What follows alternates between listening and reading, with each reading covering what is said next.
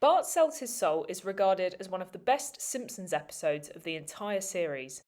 In it, Bart Simpson agrees to sell his soul to his best friend, Milhouse, in exchange for a mere $5. Clearly, because of Bart's sincere belief that the soul simply doesn't exist, You don't have a soul. I don't have a soul. There's no such thing as a soul. he starts off thinking that he's managed to con his friend into giving him some money. But things take an unexpected turn when some strange things start to happen to Bart. His pets start acting aggressively towards him. Hey, boy, how you doing? Man, what's gotten into you? Jeez, you're pretty uppity for someone who eats bugs all day. An automatic door won't open for him. Stupid automatic door. Thank you, door. His breath doesn't generate any condensation. Let me try. Way to breathe, no breath. It's at this point that even Bart starts to think that something's not right. This is getting weird. And perhaps most alarmingly of all, he can no longer laugh. I know that's funny, but I'm just not laughing.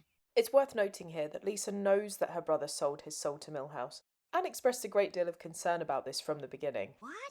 How could you do that? However, Bart's mother, Marge, has no idea that this has happened, and yet she still notices that something isn't quite right when she gives her son a hug. The episode explores a variety of different issues surrounding the soul: what it is, its relationship to the mind and body, its moral significance, religious narratives about it, and beliefs about the afterlife. Let's start off by defining the soul. Broadly speaking, the soul is described as the spiritual part of a human. That's pretty vague and really doesn't give us much to go on. So in a way, we can understand Bart's skepticism at the start of the episode.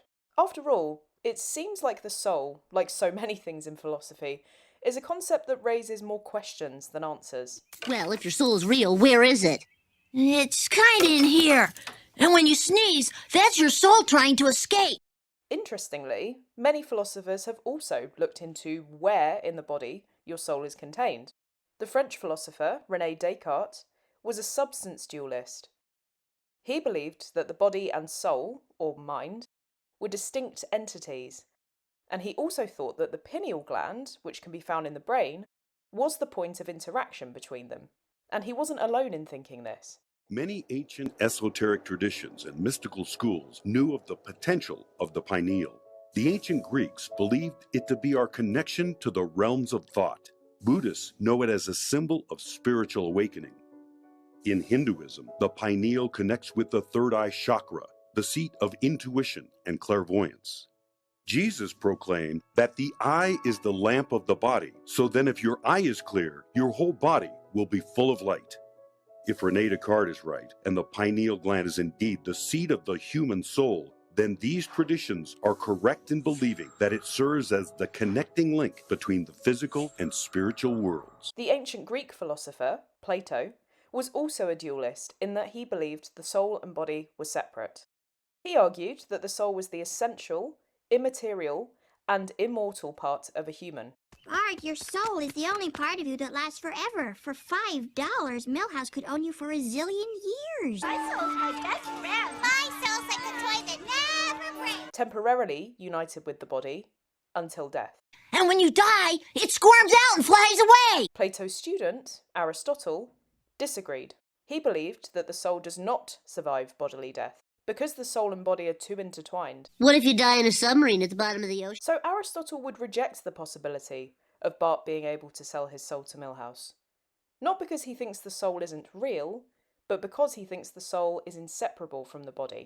Some people prefer to think of the soul as a metaphor or symbol. Well, whether or not the soul is physically real, Bart, it's the symbol of everything fine inside us. This is similar to the view of Richard Dawkins, who completely rejects the traditional religious concept of the soul. And obviously I don't mean soul in the sense of immortal soul. And instead thinks of it as a kind of intellectual power. Soul is the catch in the throat when you look up at the Milky Way. It's the swelling in the chest that you get when you listen to a Schubert quartet or read a Shakespeare sonnet.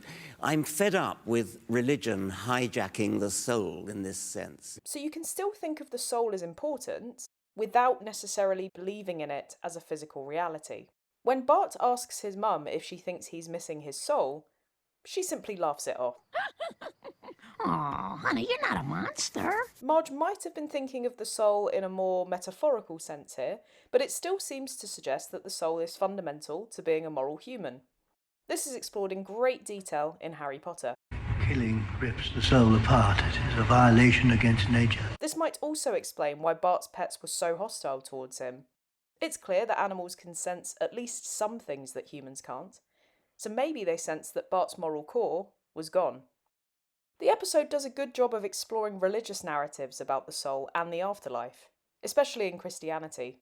At the start of the episode, Reverend Lovejoy warns the children in church of the suffering their souls will experience in hell if they refrain from telling the truth about who replaced the hymn with a rock and roll song. If I withhold the truth, may I go straight to hell. Where my soul will be chopped into confetti and strewn upon a parade of murderers and single mothers. Where my tongue will be torn out by ravenous birds. This is obviously a terrifying thing for anyone to hear, let alone a child, which is why Milhouse snitches on his best friend. How could you tell on me? Well, I don't want hungry birds pecking my soul forever. Although this sounds like a physically painful punishment, it might be another example of why we should instead see the soul as a metaphor.